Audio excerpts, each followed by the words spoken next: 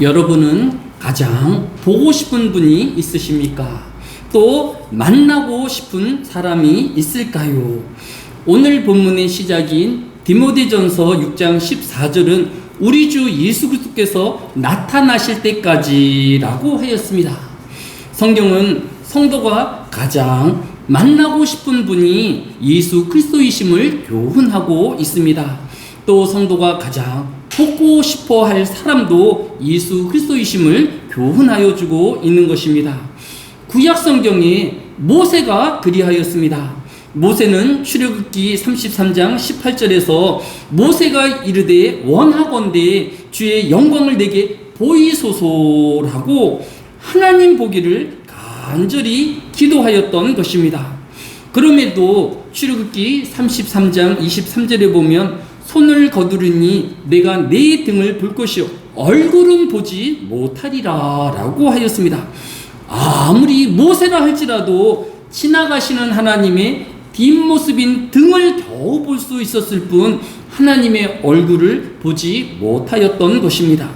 그러면 우리가 알고 있는 예수님을 만난 사도 바울은 어떠하였을까요? 사도행전 9장 3절에 사울이 길을 가다가 다메섹에 가까이 이르더니 호련히 하늘로부터 빛이 그를 둘러 비치는지라 라고 하였습니다. 사도 바울도 예수님의 얼굴을 직접 마주하거나 보지 못하고 하늘로부터 강한 빛이 자신의 주위를 비추는 것을 볼 뿐이었습니다. 이때 사울은 즉시 땅에 엎드려 예수님과 대화한 이후에 바로 눈이 멀어서 다른 사람의 손에 이끌려 겨우 다메섹 성에 들어갈 수 있었던 것입니다. 따라서 우리가 아무리 하나님의 얼굴을 보고 싶다 할지라도 또 모세라 할지라도 사도 바울이라 할지라도 창조주 하나님의 얼굴을 볼 수 없는 것입니다. 왜 사람은 하나님의 얼굴을 볼 수 없는 것일까요? 출애굽기 33장 20절은 또 이르시되 내가 내 얼굴을 보지 못하리니 나를 보고 살 자가 없음이니라 라고 하였습니다. 모든 사람은 범죄하였고 마음에 악함이 있기 때문에 하나님을 마주하게 되어지면 하나님의 공의로움과 그 하나님의 진실함 앞에서 즉시 죽임을 당하고 말 것입니다. 그래서 요한복음 1장 18절도 본래 하나님을 본 사람이 없으되 라고 하였습니다. 누구도 하나님의 얼굴을 본 사람이 없다라는 것입니다. 또 오늘 본문인 디모데전서 6장 16절에서도 오직 그에게만 죽지 아니함이 있고 가까이 가지 못할 빛이 거하시고 어떤 사람도 보지 못하였고 라고 하였습니다. 따라서 성경은 한결같이 피조물인 사람이 창조주 하나님의 얼굴을 볼 수도 또 마주할 수도 없다라고 교훈하고 있는 것입니다. 그런데 성경이 안 된다고 하는 이 하나님의 얼굴을 보여달라고 때를 쓰는 성도가 되어서는 안 될 것입니다. 또한 자신이 하나님을 마주하였다고 하나님을 보았다라는 비성경적인 주장으로 다른 사람을 속여서도 안 될 것입니다.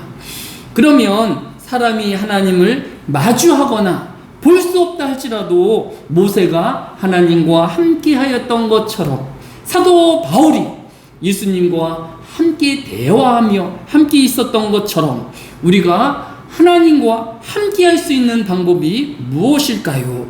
성경은 사람이 하나님과 함께 할 수 있는 방법을 두 가지로 제시하고 있습니다. 첫 번째는 사람이 예배를 통하여서 하나님과 함께 할 수 있습니다. 레위기 9장 4절에 보면 화목제를 위하여 요 앞에 드릴 수소와 순양을 가져오고 또 기름 섞은 소제물을 가져오게 하라. 오늘 여호와께서 너희에게 나타나실 것임이니라 라고 하였습니다. 구약의 이스라엘 백성들은 제사를 통하여서 하나님과 함께하는 영광을 누릴 수 있었던 것입니다. 따라서 오늘의 성도 역시 우리는 여전히 죄에 머물고 있고 또 우리 자신을 돌아보면 허물이 있겠지만 예배를 통하여서 그 하나님과 함께 할 수 있으며 그 하나님의 나타나심을 경험할 수 있음을 성경을 통하여서 교훈받을 수 있는 것입니다. 또 사람이 하나님을 만날 수 있는 두 번째는 바로 주님의 재림의 때에 모든 성도가 그 하나님의 얼굴을 마주하게 되어질 것입니다. 오늘 본문인 디모데전서 6장 14절이 우리 주 예수 그리스도께서 나타나실 때까지라고 하였습니다. 모든 성도는 예수 그리스도의 재림의 때에 하나님을 마주하며 그 얼굴을 마주하게 되어질 것입니다. 또 베드로전서 1장 7절은 너희의 믿음의 확실함은 불로 연단하여도 없어질 금보다 더 귀하여 예수 그리스도께서 나타나실 때에 칭찬과 영광과 존귀를 얻게 할 것이니라 라고 하였습니다. 성도는 예수 그리스도의 재림의 날에 하나님의 얼굴을 바라볼 뿐만 아니라 하나님으로부터 칭찬과 영광과 존귀함을 얻게 되어질 것이다 라고 성경이 교훈하여 주고 있는 것을 볼 수 있습니다. 우리는 주님의 재림의 날을 소망할 것이 그날에 하나님을 바라보게 되어질 것이고 그 하나님의 칭찬과 영광과 존귀함에 이르게 되어지기 때문인 것입니다. 그러하기까지 주님의 나타나실 때까지 우리는 어떠해야 할까요? 베드로전서 1장 13절은 그러므로 너희 마음에 허리를 동이고 근신하여 예수 그리스도께서 나타나실 때에 너희에게 가져다 주실 은혜를 온전히 바랄지어다 라고 하였습니다. 우리는 주님을 만나는 그날까지 마음을 근신하여서 즉 거룩함과 경건함과 또 우리의 절제함이 있어야 할 것입니다. 믿음으로 우리의 원하는 것을 다 행할 것이 아니라 우리 믿음을 지키우는 저와 여러분 되어지시기를 예수님의 이름으로 축복합니다. 두 번째, 오늘 본문이 우리에게 교훈하는 것은 오늘 본문 디모데전서 6장 17절에서 내가 이 시대에서 부한 자들을 명하여 마음을 높이지 말고 정함이 없는 재물에 소망을 두지 말고 오직 우리에게 모든 것을 후히 주사 누리게 하시는 하나님께 두며라고 하였습니다. 사람은 무엇을 위하여 살 것인지 분명히 해야 하는 것입니다. 나를 위하여 또 사람 중심의 삶을 살 것인지 아니면 하나님 중심의 믿음의 삶을 살 것인지 결정해야 하는 것입니다. 하늘의 교회는 하나님 중심, 성경 중심의 개혁주의 본질에 충실하고자 합니다. 하나님 중심이란 무엇일까요? 에베소서 2장 8절로 9절에서 너희가 그 은혜를 인하여 믿음으로 말미암아 구원을 얻었나니 이것이 너희에게서 난 것이 아니요 하나님의 선물이라 행위에서 난 것이 아니니 이는 누구든지 자랑치 못하게 함이니라 라고 하신 그 말씀 그대로를 아멘으로 고백하는 성도들의 모임인 것입니다. 일부 교회가 사람의 공로와 노력이 있어야 구원에 이를 수 있다라고 가르치거나 또 하나님의 은혜와 더불어서 사람의 공로와 또 협력이 있어야 온전한 구원에 이를 수 있다라는 주장을 거부하고 성경 그대로의 말씀처럼 전적인 하나님의 은혜로 구원됨을 고백하며 믿는 성도들의 모임인 것입니다. 따라서 우리의 소망은 사람의 노력이나 공로에 우리의 미래의 행복이 좌우되어지는 것이 아니라 전적인 하나님의 인도하심과 보호하심 그리고 복주시며 구원하시는 하나님 중심의 믿음을 함께 공유하고 있는 것입니다. 다만 그 하나님이 맡기우신 우리의 사명과 직무에 끝까지 충성하여 착하고 충성된 종으로 불리우는 저와 여러분이 되어야 할 것입니다.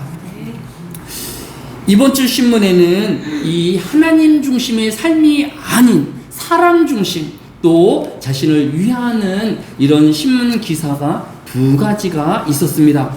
첫 번째는 네덜란드에서 첫 아동 안락사가 진행되었다라는 뉴스가 있었습니다. 네덜란드는 2년 전인 2024년 2월 1일부터 1세에서 12세 아동에게도 원하면 안락사를 허용하는 제도를 실행하였습니다. 2년 동안 이 제도는 있었지만 실행되어지지는 못하였는데 지난 6월 22일 하원에 제출된 정보 보고서에 보면 작년인 2025년 말에 1세에서 11세 사이의 아동의 생명 종료에 대한 첫 신고가 접수되었고 심사가 완료되었다라는 보고서가 제출되었다라고 합니다. 작년 12월 말에 이 접수가 되어지고 또 심사가 마감되었다고 하니 벌써 7개월이 지난 지금은 아마 이 12세 이하의 아동이 안락사가 진행되어질 것으로 우려하여서 많은 기독교 단체와 생명단체가 깊은 우려를 나타내는 기사의 내용이었던 것을 볼 수 있습니다. 이제 길이 생겼습니다. 이제 1세부터 12세도 원하면 안락사를 할 수 있는 첫 사례가 있었기 때문에 이제 더 많은 아동들이 안락사로 죽음을 맞이하는 그런 시대가 되어진 것입니다.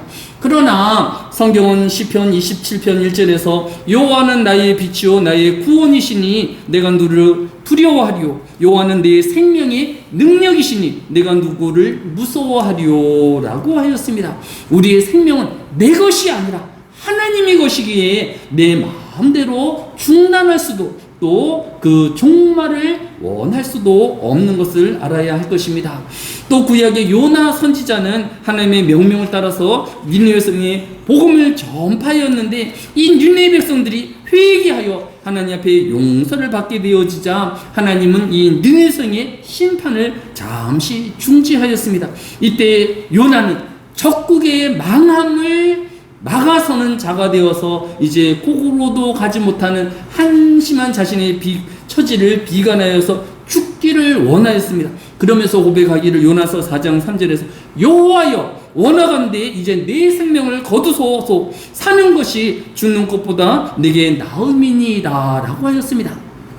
오늘의 시각으로 보면 죽고 싶으면 자기가 죽으면 자살하면 또 높은 곳에 떨어지면 될 것이지만 요나는 하나님께서 내 생명의 주인이시기 때문에 나는 내 생명을 어찌할 수 없습니다. 하나님 내 생명을 가져가십시오 라고 기도한 것이 그가 할 수 있는 최선의 그런 기도의 내용이었던 것을 볼 수 있습니다.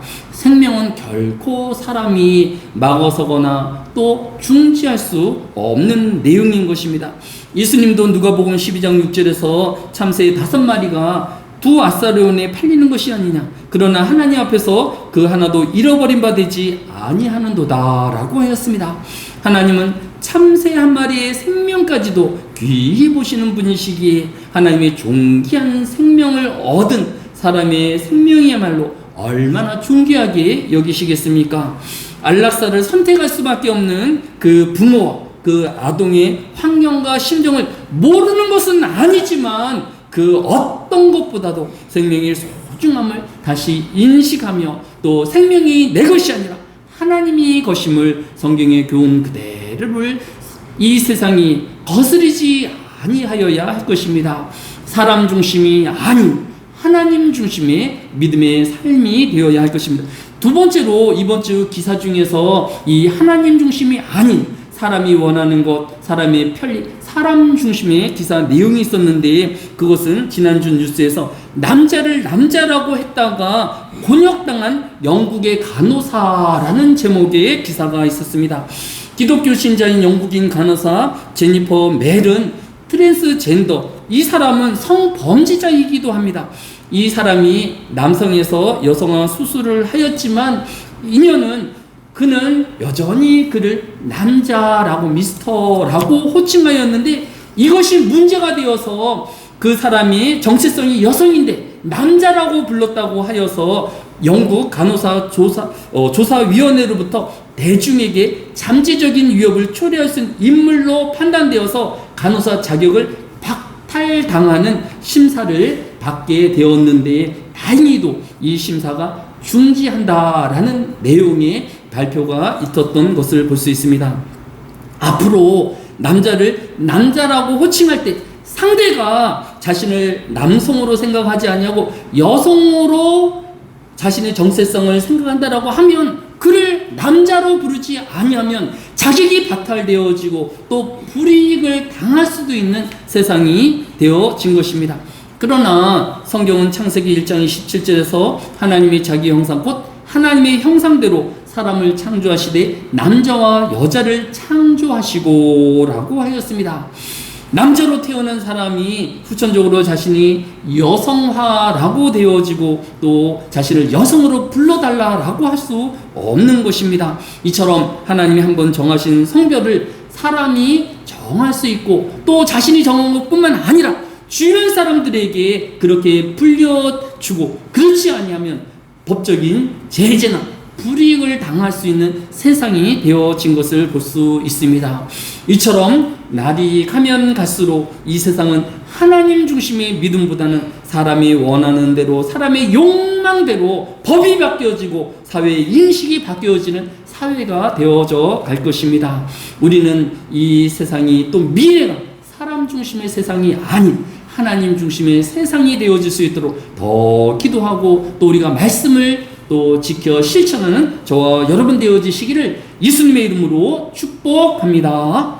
끝으로 오늘 본문이 우리에게 교훈하는 것은 디모데전서 6장 18절에서 선을 행하고 선한 사업을 많이 하고 나누어주기를 좋아하며 너그러운 자가 되라 라고 하였습니다. 성도는 움켜쥐기만 하고 또 물질을 모아두기만 하는 사람이 아니라 베푸는 사람이 되어지고 나누어주기를 좋아하며 더욱이 너그러운 사람이 되어야 함을 우리에게 교훈하여 주고 있는 것을 볼 수 있습니다.